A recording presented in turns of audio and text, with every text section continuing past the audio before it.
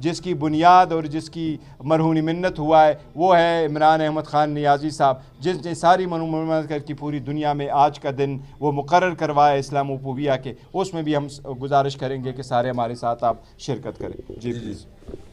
بسم اللہ الرحمن الرحیم۔ عمر ایوب صاحب اور چیئرمین گوہر صاحب نے آپ کے سامنے ڈیٹیل رکھی ہے۔ میں تو یہ سمجھتا ہوں کہ یہ پارلیمنٹ تو ابھی پارلیمنٹ نہیں رہا ہے، تو مجلس شورا نہیں تھا جو ضیاء الحق نے بنایا تھا، اسی ٹائپ کا کوئی چیز بن گئی ہے۔ اور جس نے ایم این اے بننا ہے اس کو چاہیے کہ وہ الیکشن کمیشن کے ساتھ جو ہے نا کوئی ساز باز کرے، کوئی پیسے شیسے دے دے، کوئی منت سماجت کرے، یا کوئی جو راستے آپ کو معلوم ہے آپ بھی بن سکتے ہیں ایم این اے۔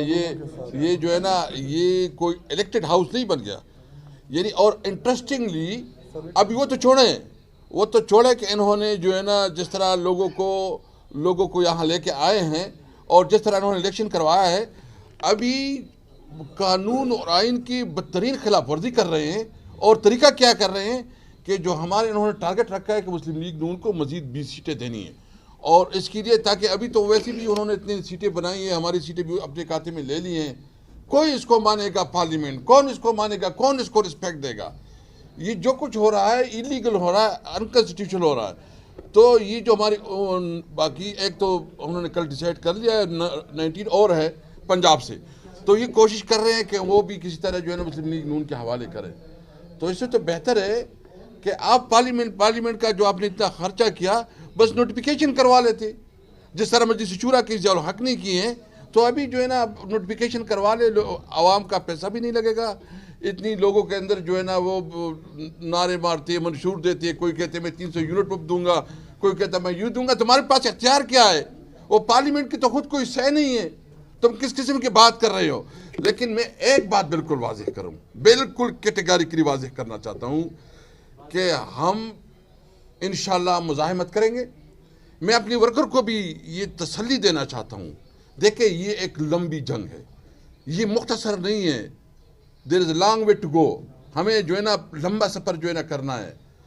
امید ہماری انشاءاللہ، امید ہماری شکل میں امید ہوگی، اور ہم اس ملک کو وہ ملک بنائیں گے، وہ پاکستان بنائیں گے جو قائد اعظم کا پاکستان ہے، جس میں آئین اور قانون کی حکمرانی، جس میں ہر شہری کی حقوق برابر ہوں گے۔ اور یہ جو کر رہے ہیں، جو کھلواڑ کر رہے ہیں اور پسند اور ناپسند کی بنیاد پہ جو یہ آگے پیچھے ہو رہا ہے، انشاءاللہ ختم ہوگا۔ وہ دن قریب ہے جب خلق خدا جو ہے نا طاقت میں ہوگی۔ میں اس لیے کہتا ہوں کہ آپ تھوڑا ویٹ کریں، جس طرح یہ ہمارے ساتھ کر رہے ہیں، اس سے انشاءاللہ میں آپ کو وعدہ کرتا ہوں کہ انشاءاللہ ان کی ایوان میں بھی مقابلہ کریں گے اور روڈ پہ بھی ان کا مقابلہ کریں گے۔ ہم مزاحمت کے لیے اپنے آپ کو تیار کر رہے ہیں۔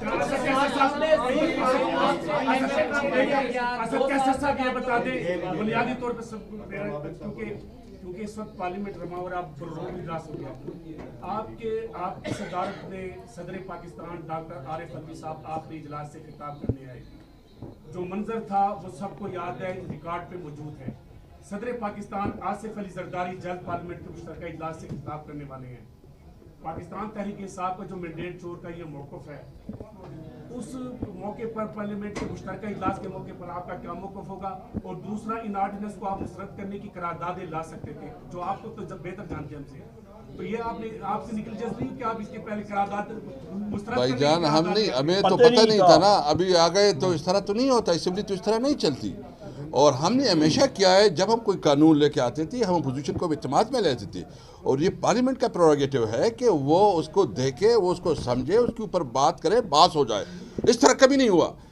ہم اس دن بھی بھرپور احتجاج کریں گے۔ ہم بالکل مانتے ہیں یہاں جو ہے نا مینڈیٹ چور بیٹھے ہیں، یہاں جو ہے نا فارم 47 والے بیٹھے ہیں، ہم ان کو نہیں مانتے، اور آپ کو یہ یقین دہانی کرتے اگر کسی کی غلط فہمی ہے کہ ہم پیچھے ہٹیں گے یا ہماری کوئی پریشر آئے گا، دباؤ ہوگا، نہ ڈریں گے نہ پیچھے ہٹیں گے، انشاءاللہ مزاحمت کریں گے۔ اور یہاں پہ ایک سیکنڈ بات کر رہے تھے کہ ملک کے اندر جو ہے وہ قانون سب کے لیے برابر کریں گے، یہ وہ آپ کے ساتھ 2 سال ظلم و بربریت ہوئی، الیکشن آپ لوگوں سے چھین لیا گیا، لیکن آپ لوگ ابھی تک نام لینے سے کتراتے ہیں ان عناصر کا جو الیکشن چوری کرتے ہیں، جو جبر کرتے ہیں، جنہوں نے آپ کے کارکنوں کو غائب کیا لوگوں کو۔ دیکھیں میں اس کا بڑا کیٹیگوریکل ہم جواب دے چکے کہ آئینی طور پہ یہ ذمہ داری الیکشن کمیشن کی ہے. خان صاحب سے یہ کوشچن کیا گیا, خان صاحب نے جیل میں بھی سارے میڈیا کے سامنے کہا کہ ہمارے لیے رسپانسبلٹی الیکشن کمیشن کی ہے, چارج ود ڈیوٹی کنسٹیٹیوشن نے کیا ہے. الیکشن کمیشن کی ذمہ داری تھی فری فیئر ٹرانسپیرنٹ الیکشن کرانا. یہ سپریم کورٹ کے نوٹس میں بھی ہم لے کے آ چکے تھے کہ at the end of the day جو آپ لفظ استعمال ہوتا ہے وہ ریٹرننگ افسر اور ڈسٹرکٹ ریٹرننگ افسر ہے, کائنڈلی ان کو عدلیہ سے لے لے تاکہ یہ ڈائیورٹ ہو جائے اور ہمیں یہ اندیشہ تھا. اس لیے یہ ذمہ داری میں اگر کوئی فیل ہوا ہے تو وہ الیکشن کمیشن ہے.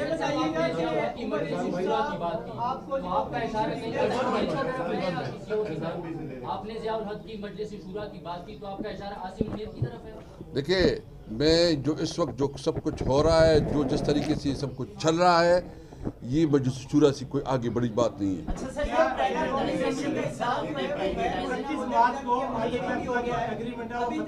ایک ایک کر کے کریں جی. معروف صاحب پہلا اجلاس جو ہے وہ غیر مدت تک ملتوی بھی ہو گیا اور ابھی تک اپوزیشن لیڈر کا کوئی فیصلہ نہیں ہوا. آج بھی کہا گیا کہ اسکروٹنی کا عمل جاری ہے. جیسر صاحب آپ یہ بتائیے گا, آپ اسپیکر ہیں, کیسی اسکروٹنی ہوتی ہے, یہ اس کے اوپر اتنی دیر کیوں لگ رہی ہے؟ میں تو کہتا ہوں کہ یہ بہت نامناسب ہے. اپوزیشن لیڈر بیسیکلی جب الیکشن ہوتا ہے پرائم منسٹر کا, تو جو پرائم منسٹر بن جاتا ہے وہ پرائم منسٹر, جو اس کے مقابلے میں ووٹ لے لیتا ہے تو پبلک میں ہو جاتا ہے کہ وہ اپوزیشن لیڈر ہو جاتا ہے. میں سمجھتا ہوں کہ اسپیکر صاحب جو ہے نا اس میں اگر ڈیلنگ ٹیکٹکس کر رہے ہیں تو وہ نامناسب ہے. ان کو امیڈیٹلی جو ہے نا اپوزیشن لیڈر کا جو ہے نوٹیفیکیشن نکالنا چاہیے. وہ اسکروٹنی پروسیس ایز سچ بہانا ہے, ان کو امیڈیٹلی آئین اور قانون کے مطابق امیڈیٹلی ان کو نوٹیفائی کرنا چاہیے.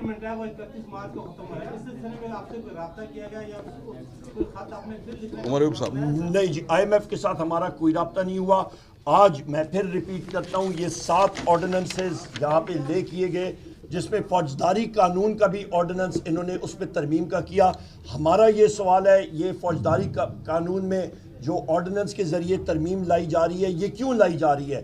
یہ میلیفائڈ انٹینٹ ہے, اور یہ باقی بھی چیزیں جو ہیں یہاں سے ان آرڈیننسز میں ہمیں کرپشن اور پیسے کی بو آ رہی ہے بہت شدید, اور ہم نے اس کو اپوز کیا. یہاں پہ انہوں نے کہا جی کہ آپ نے اس کے خلاف ریزولوشن, یہی چیز ہم نے فلور آف دا ہاؤس پہ بتائی ہے, اور باقی ہاؤس کو بھی ہم نے چیلنج کیا, اور پیپلز پارٹی کے اراکین نے بھی اس چیز. ایک آپ سے سوال بڑا اہم کہ جہاں ایک طرف جو ہے وہ کے پی کے کا وزیر اعلیٰ جو ہے وہ ملنے کے لیے آتا ہے شہباز شریف سے, اور وہاں وہ کہتے ہیں سیاسی قیدیوں کو رہا کر دیں. دوسری طرف جو ہے یہ آرڈیننسز جو ہے وہ پاس کیے جا رہے ہیں. تو اس وقت جو ہے وہ پی ٹی آئی نے کیا کیا ہے, الیکشن کمیشن کے حوالے سے ریفرنس جو ہے وہ پریزیڈنٹ کی طرف آپ جا رہے ہیں, جو آئینی طریقہ کار ہے, آپ کس حد تک جو ہے وہ جا سکتے ہیں, کیونکہ پارلیمنٹ کا فورم اب آپ کے پاس ہے؟ بالکل آپ نے درست سوال کیا. سب سے پہلی بات یہ ہے کہ علی امین خان صاحب چیف منسٹر کے پی کے گئے تھے یہاں پہ نام نہاد وزیر اعظم سے ملنے کے لیے, صرف اس لیے کہ ہمارے صوبے کا حق ہے, آئینی حق ہے نیٹ ہائیڈل پروفٹس کا, کیونکہ آگے بجٹ آ رہا ہے اور صوبے کو چلانا ہے, اور وہ واجبات مرکز نے ادا کیے ہوتے ہیں. کیونکہ میں خود پاور منسٹر رہ چکا ہوں, مجھے معلوم ہے کہ وہ کتنے واجبات ہیں, اور اس کے بغیر صوبے کا چلنا مشکل ہوتا ہے اپنے صوبائی حق کے لیے. دوسری آپ نے بہت اہم بات پوچھی کہ اس کے لیے چیف الیکشن کمشنر کے خلاف ہم لوگ کیا کریں.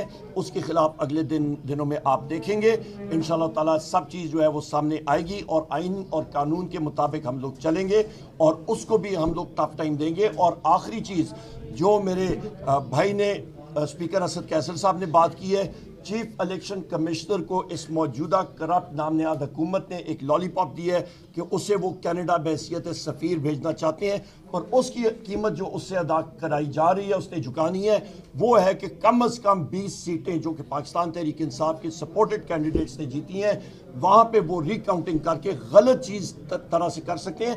اور خود آپ اندازہ لگا لیں, آپ سب میڈیا کے ساتھی ہیں, جس وقت آپ کا پریزائڈنگ افسر وہاں پہ ہوتا ہے تو آپ کے ووٹ جو ہیں وہ ریجیکٹڈ ووٹ وہ سیپریٹ تھیلے میں, سیپریٹ بیگ میں ڈالے جاتے ہیں کاغذ میں, اور وہ آپ کا ریٹرننگ افسر کے پاس جاتے ہیں, اس کی ٹیلی ہوتی ہے, اس کے اوپر فارم 47 بنتا ہے, اس کے اوپر کنسولیڈیشن ہوتی ہے, اور پھر اچانک ابھی آ کے وہ ریجیکٹڈ ووٹ کی تعداد زیادہ ہو جائے.